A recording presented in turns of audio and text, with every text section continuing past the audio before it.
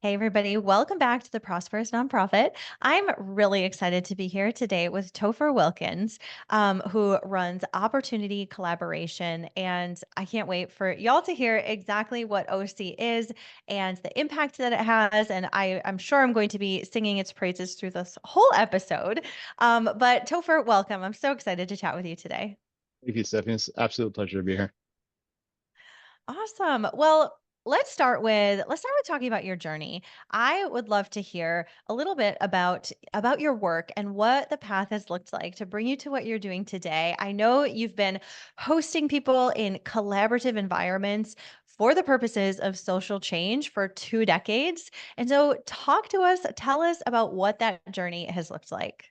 Yeah, great. Thanks, Stephanie. Actually, it starts with my mom.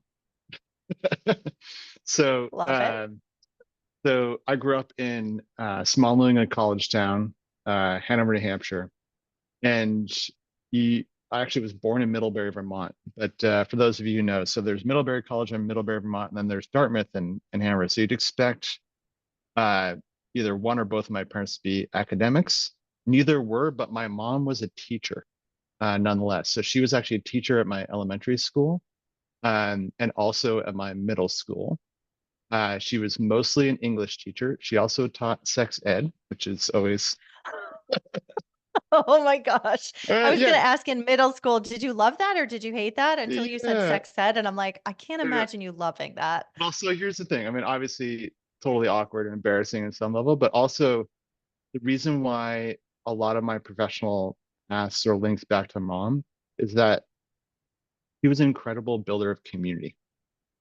So she was almost like a second mother to a lot of my peers. And she started like the first all women soccer league in that area, and she was like a prolific ceramicist and built a lot of community there.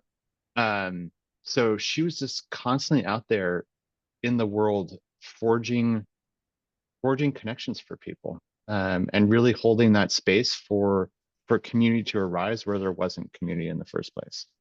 Um, so building off of her legacy, uh, I got involved in this world of convening for impact shortly after earning my master's in experiential education. So actually, in undergrad and shortly after undergrad, I kind of thought I was going to be a teacher just like my mom, and I wanted to start a school specifically in the world of alternative pedagogy and sort of curriculum approaches.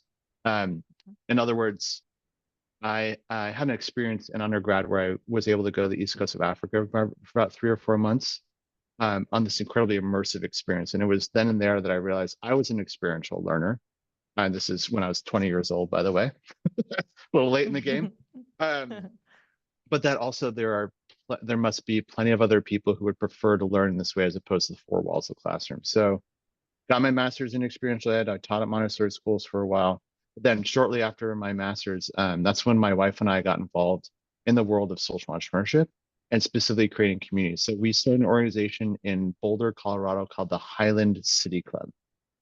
Still around today. There was a business model behind it, which was a co-working virtual office business model. So for the 200 folks who were, quote, members of the club, they could use the facilities to have meetings, check Wi-Fi, get a free cup of coffee, that kind of thing. But importantly, we were hosting a ton of events for these folks, like different types of social and civic and educational events, all the way from like private talks to large, like community-wide receptions to setting up different like speaker series throughout the city of Boulder. So we were really rolling up our sleeves. This is again about 20 years ago, looking at the power of meaning and community creation as a tool for leveraging impact. A lot of the folks who were members of the organization and actively engaged were folks that you and I interact with on a consistent basis. Types of people who run foundations or nonprofits or for-profit social enterprises, et cetera. Um, so it was really building from that experience of creating this type of organization in Boulder that we got involved in opportunity collaboration. There's a little bit of twists and turns there around moving to Mexico for about 8 months when our first kiddo was born. and then coming back to the southwest corner of Colorado and running a super high-end all-inclusive luxury resort for about a year and a half, which also lent well to opportunity collaboration in the sense that we hosted an all-inclusive resort on the Pacific coast of Mexico usually. But a lot of my path revolves around this idea that just like my mom, uh, I saw myself in this role of like community builder from a very early age. hmm That's amazing. And I love that that theme sort of weaves through your entire journey, even though it's looked differently along the way. And I feel like probably all of us have that to some degree. There's some sort of like deep underlying theme that sort of weaves everything together. How do you go about like understanding what people need, so you're really good at bringing people together in an environment where people feel welcome and feel like this is home, this is where I need to be. How do you create that? How do you understand what people need and then shape a community around that? Yeah, I mean, I wish it was like an easy an easy A answer there. formula. Yeah, Yeah. yeah, plug and play. I usually just leave it up Yeah. to AI, honestly. Yeah. Just kidding. Um, so I mean, the real answer there is I go out of my way in the context of OC. I go out of my way to try and connect with virtually everyone who's coming to the event one on one before we arrive at the event itself. Um, for example, I had a call this morning with a woman in Burundi who is working with recycling organic and plastic and glass waste to create organic fertilizer and also like building materials out of the recycled plastic and glass. And then she's working with the community to ensure that they're using less of these materials on the front end, but also working with smaller farmers to understand how they might use organic fertilizer versus a typical chemical fertilizer and boost their crop yield and boost their livelihood as a result. This one's coming to OC. It's, we're having this call, and so I'm asking her a lot of questions around what's the work she's doing, what's the impact she's trying to have, and in most cases, the most important question I ask folks like this is who are the people you really want to be interacting with, given the fact that we have all these amazing people coming from all around the world to opportune collaboration, and then based on that information, specifically around like the different types of people or categories of folks that people want to be meeting in the context of attending the event, that's when we can start to really curate the community building and start to weave that web of connectivity for each and every attendee. So it's, I mean, the simplest form of that answer is definitely it's a listening tour. It's Mhm. a it's a function of making sure that I understand as granularly as possible what each and every person is hoping to get being there. Mhm. Yeah, so actually, I'm gonna say something and then I want to back up and I want you to tell us exactly what OC is. But I was sort of blown away when I went to register for OC last year. 2023 was my first year, and you're like, okay, you're registered. Here's my calendar link to schedule a call. I'm like, wait, what? We're talking like before the event, you're gonna know who I am because that's Yeah, not typical. And it's not like this is, a small event of 30 people. There's hundreds of people from all over the world that come together. And so the fact that you take the time to speak with everyone one on one, I think just makes the experience so incredible. Do you find that are you a natural connector, or do you have like a really good database or spreadsheet or something that you're using? Or does this, or maybe both? Does it come natural? yeah, I feel like it's got to come naturally to you. yeah, yeah. I mean, look, I think my one of the biggest superpowers that I was gifted through my mom and my dad was the ability to remember everyone's name most of the time, Mm. and Mhm. and then like a few key details. Um, so so yeah, there's some, I don't know. There's some gift that have, I guess, when it comes to connecting people, simply by remembering and internalizing who they are and a little bit about each and every one of them. Um, and I will also add that I use LinkedIn like every single day, almost every single hour of every single day that I'm Mhm. awake. Um, for me, it's the most useful tool or platform that I've ever found, that allows me to see, especially like common connections with other folks, and also search to find the types of people I'm looking for and reach out to people who I haven't met yet. I mean, yeah. I'm not even like a premium user. I just use it all the time. Yeah. I love that answer. There's a bit of a natural gift, which I absolutely love. I wish I had that gift. For me, it comes with a bit more work. And I love that there's the like, for those of us that maybe it's not a natural gift, it's the strategy is LinkedIn, is Yeah, spend some time pretty much. on LinkedIn. Yep. Yeah, I love that. I'm always just amazed where, you're having a conversation with someone and you bring something up and they're like, "Oh, I know exactly the person you have to meet. Their name is blah blah blah. Here's where they live. Here's their company name. Let me Yeah. send you their phone number." And I'm like, "Wait a Yeah. second. It would take me like 2 weeks to figure out who is that person again." So, I love that you're in the perfect role. Let's back up because I want our listeners to hear about what opportunity collaboration is. So, can you tell us what is OC? Sure. Well, so the biggest sort of tagline here, Stephanie, is OC is a global community of people who are building sustainable solutions to poverty. Okay, let that sink in. It's a global community of people building sustainable solutions to poverty. Now there's a few layers sort of underneath that. The first layer is we're this wacky unconference that we host every year for these leaders on on the beach somewhere in the Caribbean, historically. And this is worth a little bit more explanation. So uh, most conferences, you show up, like you said, you register. There's very little sort of like outreach on behalf of the organizers. Maybe you get an email of like, here, show up at this time, get your name tag, and here's the first opening plenary. Um, and then it's a lot of sitting in rows of chairs, typically like staring at the quote unquote experts up on the stage, and then you'll have an opportunity to like interact with folks either during like the reception or the coffee breaks in between those panels or plenaries or keynotes. And then like if you're like me, you'll go back to your hotel room somewhat exhausted at the end of the day, not really understanding what that was all for. Um, Yes. so that's a relatively cynical view of a very standard sort of top down, boring, and dare I say like ineffective conference model. Yes. OC by contrast is entirely rooted in this notion that we go to these events not to necessarily learn from the quote unquote experts or like gain inspiration, um, but instead to actually connect with each other, and to find those relationships.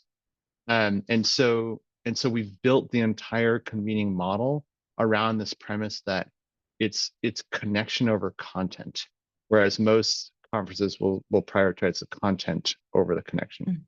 And I Mm-hmm. can get into the weeds there, Stephanie, around how that shows up, how that works. I mean, you probably have your own version of that experience that you can share with the listeners. But let's just leave it at this for now. It's a very different way of interacting with people. And so we convene this global community of people building sustainable solutions to poverty every year with this unconference approach. And that's been the basis of OC ever since its inception in 2009. Mm-hmm. Yeah, I love that. And when you explained this to me last year, before I went to OC, I went because a friend of mine, and then I looked at the list of attendees and I saw like at least 15 or 20 people that I knew, but I went on the recommendation of a friend and I really had no idea what to expect. And for somebody like me who is an introvert, sometimes a conference, there's good and bad of like a typical conference. The good part is I can just blend into the background. I don't have to talk to anybody and I can just remain sort of unseen and just like be there. But on the flip side, as an introvert, it's really hard to meet people and have those genuine genuine conversations at a conference where everybody is just it almost feels like sort of a hustle during the breaks to meet people and network, and it just doesn't feel like super aligned for someone like me who's like, I'm not a hustler. I'm not going to go like into a group of people and stick my hand in the center and say, "Hi, I'm Steph," and just join a conversation.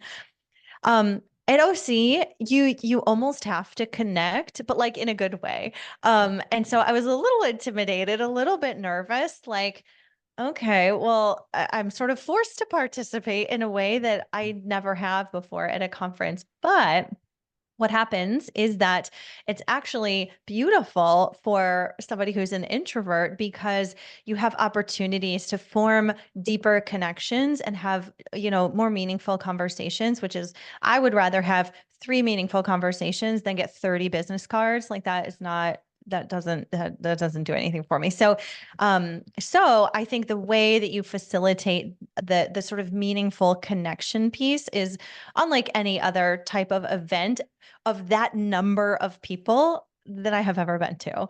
And I just remember walking away on that last day being like so sad that I had to go. I'm like, I feel like I've just started my friendships with these people. I need another 3 days at least.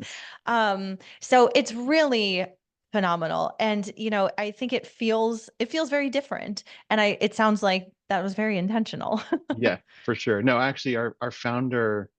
So, to be clear for the listeners here, um, I've been the CEO for a long time, but I'm not the founder of this organization. Our founder is this gentleman named Jonathan, and he had a big background in the world of microfinance and micro lending, uh, and he built a global network of folks who were similarly involved in like economic development, social poverty, social justice work through initially his that lens of microfinance. Um, but it was because he attended enough of the standard typical conference models that he realized there must be a better way to do it. And then I'll never forget this. He showed me when I was first getting involved this what he called the bug list, like all the things that pissed him off around the way that most conferences were structured. It was like Yes. rubber chicken dinner and like, Yes. oppressive fluorescent lighting with no windows in the conference room, or like, yeah, exhausted at the end of the day, or 15-minute coffee break was the time I actually got to talk to people. So I don't know. It feels like to me, Stephanie, like we're just ready for a new way of bringing people together, a new convening model, especially coming out of the pandemic, where a lot of us are craving those in-person moments to form those relationships. It feels like an industry that's ripe for disruption. Hmm. Absolutely. And that's something that I love talking with leaders of, in the nonprofit sector, in the social impact space about like, how are you doing things differently? How are we disrupting this sort of old school way that we've always done things that may not be working really well? And so I love that this is just such a different model. And I think what's interesting about OC is that you're sort of disrupting things, but you're also doing it to scale. Like this is not a 50-person event. And I feel like the sort of unconference model where you're building connections and things would be easy. I mean, easier when like there's, 20, 30, 40, 50 people, but how many people attend OC? It's a lot. Yeah. It always depends on the venue ultimately, because we take over an all-inclusive resort as a venue, so we're confined to the number of rooms that that resort has. But on average, we're somewhere around 400 to 450 people who attend. So yeah, That is, it's a good size. yeah, like Yeah. that's a big conference to do this sort of model at scale. I'm just, yeah, that's really incredible. What are some of I'm sure you have hundreds of sort of success or impact stories from people that have connected at OC, and that probably did so because of this sort of community-based collaborative model that you have. Can you share like a couple impact stories with us? Yeah, sure. Um, okay. My favorite impact or outcome from OC is we've seen a couple weddings.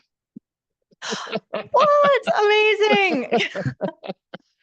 uh, That's Not awesome. necessarily, direct outcomes when it comes to solutions to poverty here, but I do always point to that, Stephanie, to illuminate like the fact that OC is such a different place that really does focus on the relationship building, and for the lucky few who've found like true love in the context of this type of community and this type of convening, it's, I don't know, it's a powerful indicator that we're doing something right.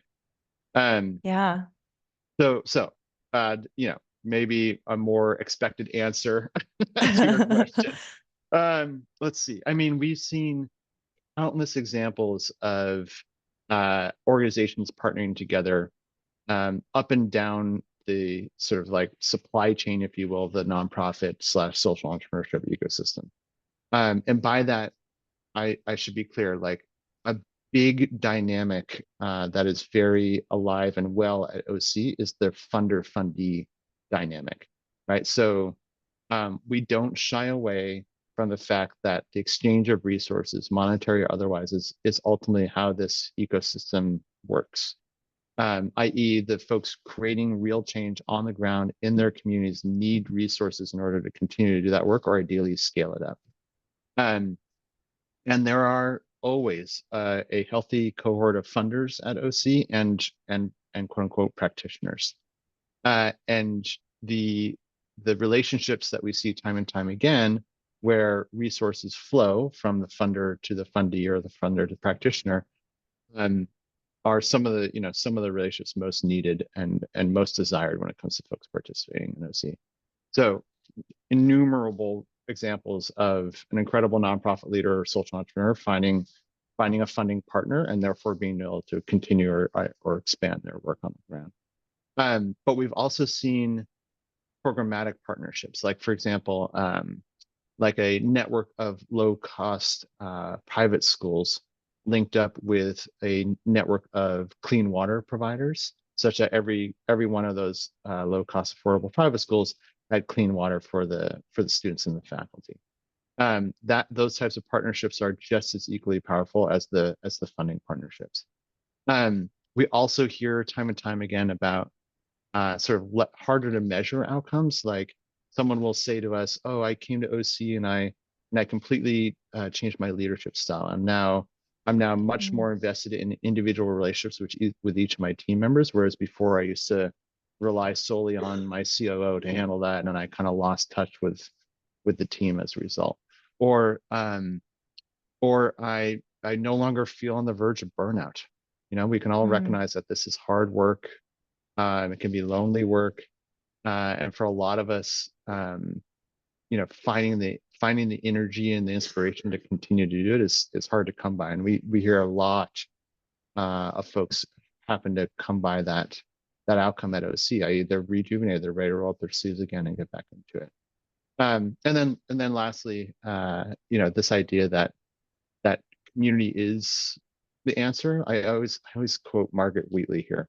Whatever the problem, community is the answer. So mhm, the fact that folks do forge these lasting friendships with each other that can persist over years and years and years, even after attending OC once, is a really, really powerful outcome, because it means that web of support, that web of resources, whether it be monetary or otherwise, is that much stronger to support the incredible leaders who come through OC. mhm. Yeah, that's amazing. I mean, all of that is like worth the price of admission and then some. I You mean, heard it, just folks. You going heard it from Stephanie. exactly my testimonial right there. Well, even thinking about like as you were talking about the people that have met and then gotten married after meeting at OC, I mean, I think that you bring together people that are so passionate about the work that they're doing. And so that already is like a huge common ground because I would imagine that like aside from friends and family, like the work and the impact that, the attendees are trying to have in the world, like that's probably like one of the most important things in their life. And so to find someone else who's equally passionate about something, I feel like that already you've got this, really strong bond there that I can easily imagine how that would turn into love and Yes, marriage. and So and babies too. We've even seen a couple babies as a result. yes. Uh, Amazing. You know what I think is really interesting and different is the not just the global community that you bring together, because there are attendees from roughly how many countries that come to yeah, OC? somewhere between 40 and 50 countries every year are represented. 40 and 50 countries. I mean, to be at a conference and meet people from 40 or 50 different countries is such a unique experience. And you really make it not just okay for people to bring their families, but like not, I wouldn't say necessarily strongly encouraged, but strongly welcome to bring their families. And so I chose to bring my two daughters last year, and I don't usually bring them on work related trips because it's challenging to do that, and they're kids, Mhm. and that's not that fun for them. But they loved it. They met and played with children from all over the world, and I'm like, what a beautiful experience for the kids to have as well. And they were so excited to go back and tell their teachers. I have a new best friend from India. Like it was so amazing for them. Mm. And what sort of led you to that model where it's like, yeah, please do bring your family. I mean, it Yeah, was it was incredible for my girls. I'm so glad to hear that, Stephanie. Seriously, I love that. Well, first of all, um, my wife and I showed up to the first version of OC in 2009, um, upon the founder's invitation, with our, at the time, 2.5-year-old and 6-month-old kiddos. We now have three stinky teenage boys. They're 17, 15, and 13. Um, as we were getting involved in OC in the early years, recognizing that we were going to have to bring our kids every year to the event because it's not like we're going to leave them home. We wanted to make darn sure that OC was family friendly to anyone who wanted to bring their families with them. But the other perhaps more important answer to that question, Stephanie, is the recognition that we're so as leaders in this space, we are incredibly beholden to, and often our identities are wrapped up in our the organizations we lead, right? The work we're doing is so important, not only for the planet and the people, but also for our own sort of sense of self-worth, that that those two identities, our personal and professional, can often get intertwined in the world of impact. Um, However, a lot of us are also parents. A lot of us are also caretakers of some kind of form, or we have different roles that we occupy throughout the course of our lives. So to make sure that OC is a place where we can show up, as our whole, in all of our humanity, as a whole human being, not just our professional personas, but everything else that makes up who we are, is a really important facet of this model. Um, and to the extent that we don't even list like organizational affiliations or titles on name tags, for example, it's like Mhm. we're constantly trying to reinforce this idea that, no matter who we are, where we come from, or how we get to OC or the work we do, we're all human beings first and foremost. And sometimes that means being parents and bringing the kiddos with us. Mhm. It's so cool. As a mom and as a business owner, I feel very I really tend to keep everything very separate. And I often feel torn when I'm with the girls. I'm like, oh, I wish I had a couple more hours to work. When I'm working, I'm like, oh, I wish I could be with the girls 24/7. And it is a constant battle that I thought as my girls have gotten a little bit older, they're only 7 and 4, they're not that old, but I thought that would have gone away by now. And that pull has not gone away at all in 7 years. And so to be able to, like you're saying, show up as my whole self to a conference, to an environment where other people care deeply about the work that they're doing, like I do, and also show up with their little kids, and we can have this incredibly meaningful conversation about the work that we're doing. while our kids are like playing on the beach next to us is like that is the coolest thing in the world. Yeah. And I Yeah. just like I could like it like kind of brings tears to my eyes because it's just it's so cool and it's something that I just don't get to experience often. And it was almost like a relief of that constant pull that I feel like literally every single day. Yeah. Yeah. And I imagine I feel I'm you. not alone in that. So yeah, No. it's I just mean, I gotta something. say this too, Stephanie. It's this, and this is probably the obvious one, more than anything else, which is, aren't we doing this for the children in the first place? Yeah, right. Right? Like, Yeah. isn't it that generation and their kids who we're trying to build a better world for? So what an amazing real-time reminder of why it is we do this difficult work of social change to have the kiddos there. Yeah. Exactly. Exactly. It's just it's so beautiful. I have not yet I've registered myself. I need to figure out flights for my children to Okay. come again. I really want them to come with me, but so far Awesome. it's just me coming, but I would like to bring them again. Yeah, great. Um the other thing I wanted to just chat with you about before we begin to wrap up our conversation is your transition to community ownership. Tell us a little Yeah. bit more about that. Yeah, sure. Happy to, Stephanie. Well, so back to our founder. Again, he was a huge believer in the world of like micro lending, microfinance, microcredit. And for those listeners who are familiar with that world, you'll understand that this is a quote unquote market-based approach when it comes to economic development, i.e., as opposed to giving somebody money and no expectation around return of that money, you're giving them a small loan. And then they're responsible for creating some sort of economic value so that they can repay that loan plus a tiny bit of interest. That's the basis for microlending and microfinance.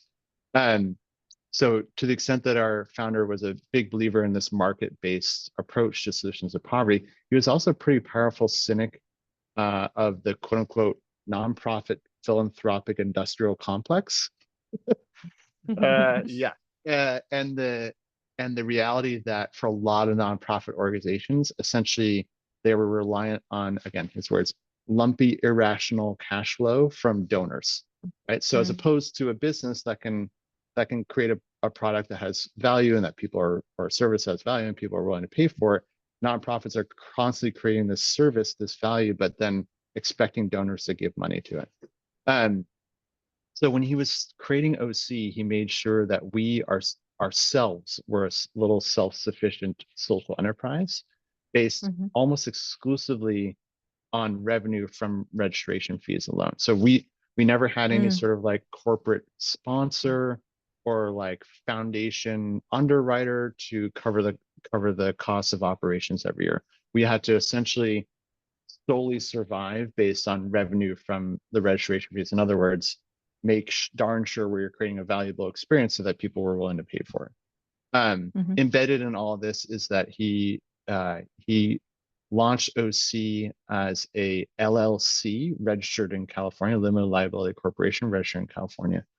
Um, so with that as the backdrop here, Stephanie, I mean, I suppose I can pat myself on the back with one hand and be like, good job, Topher, CEO of this little like social enterprise. Like we operate in the black every year. Everyone seemed to like the event. We're creating some impact there. Um, doing all the things that were expected of a for-profit entity, for-profit ownership and governance model, for-profit incentive structure.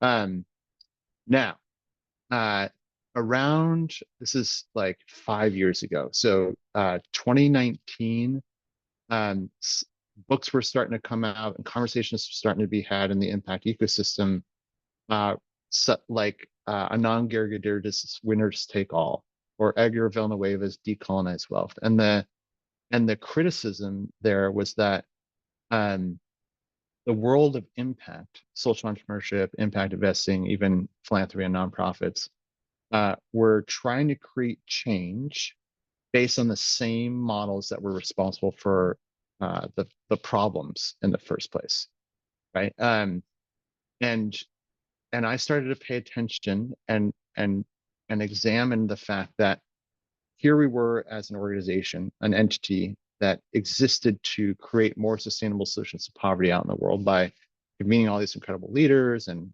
forging all these wonderful relationships and partnerships and collaborations. So we had this very explicit external goal of solutions to poverty.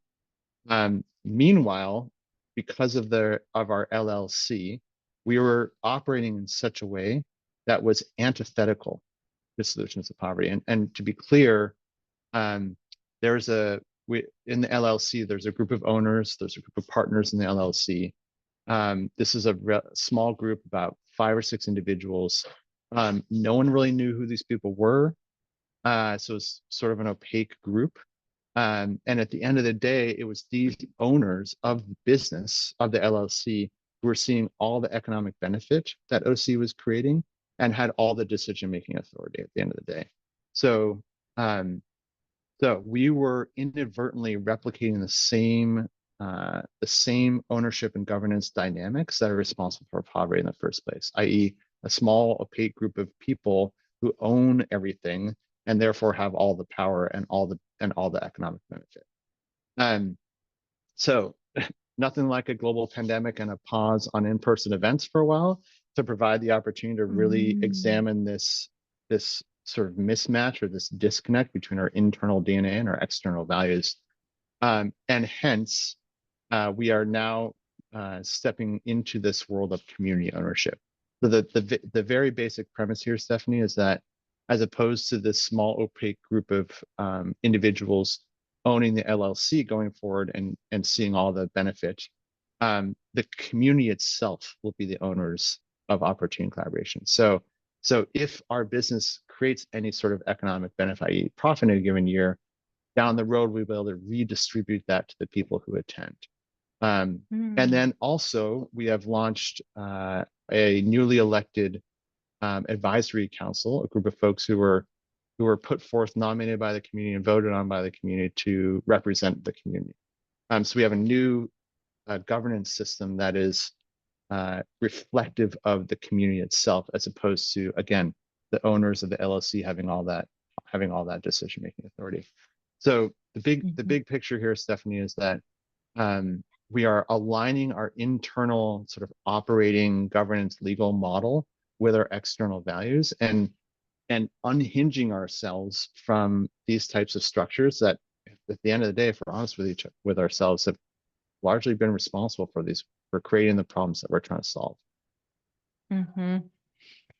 That's so interesting, and I feel like that's. I don't want to say it's a trend but I will say that's a weird thing to say, but I am seeing several organizations moving towards this model like you're talking about um of shifting our structure, our leadership structure, our management structure, our operating structure to better reflect the values that we talk about. And I can think of like at least 3 organizations, 3 clients of mine who, are doing work in, say, East Africa or another part of the world. And that's where all the operations are. That's where the programs are. Yet somehow there's a CEO sitting in New York. Like, how does that make sense at all? And so I've seen a lot of several organizations in, the past 5 years or so moving key leadership to the areas where we're actually running the programs. Like, why is there a CFO sitting in New York when all of the finance activity, aside from literally just transferring money, is happening, in a different country? Why is leadership sitting somewhere else? And so I've seen this shift a lot, and I love that you've moved to, shifting to this model as well to better align with your values. And it's I think it's disruptive in itself, for sure. But I am seeing more of it, which I love.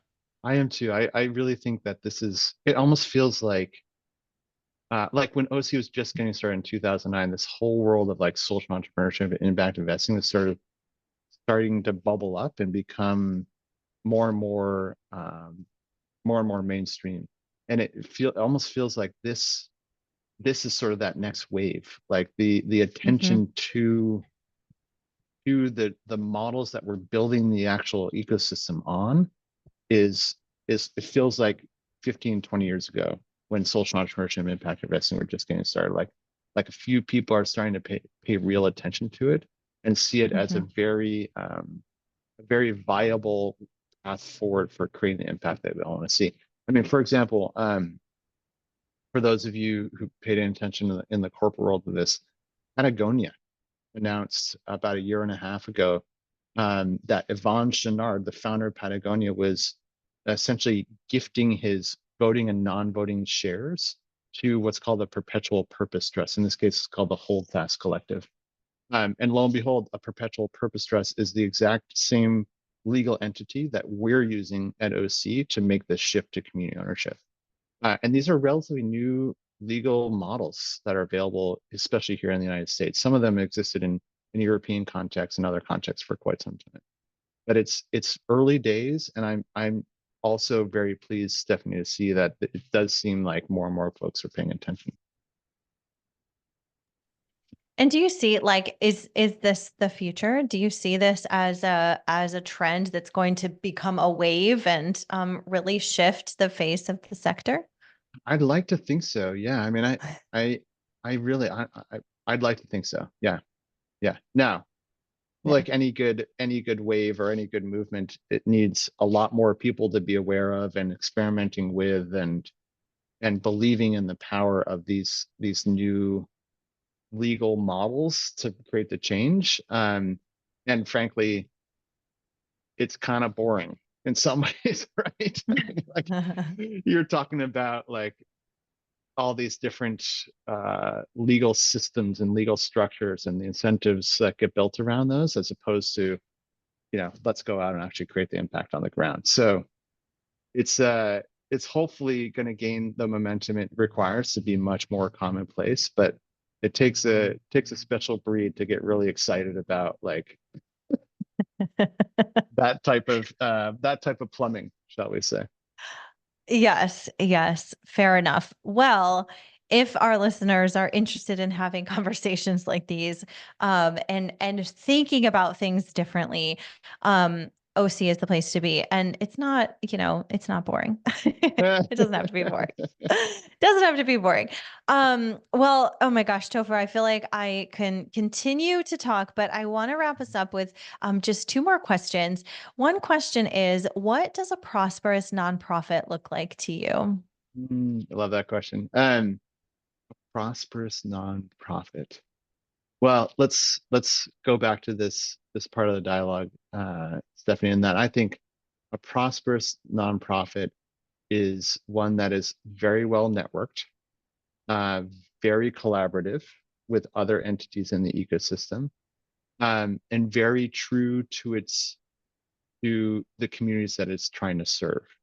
Um, so uh, we all know the types of nonprofits that have incredible marketing budgets and big name people on their board, and they're able to tell a great story and bring a lot of resources.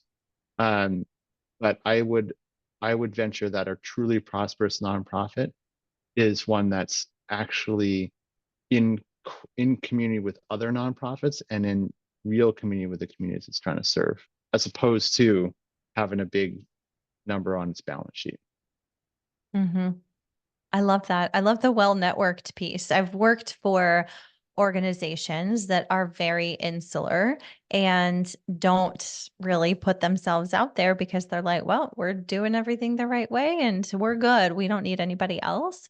And then I've seen the opposite of that, organizations that are really collaborative and are very well networked. And I just see, they are very financially strong and the impact that they're having is huge. And I've seen the difference. So I think that's such a good, I love the way you phrased that. Very well networked organization.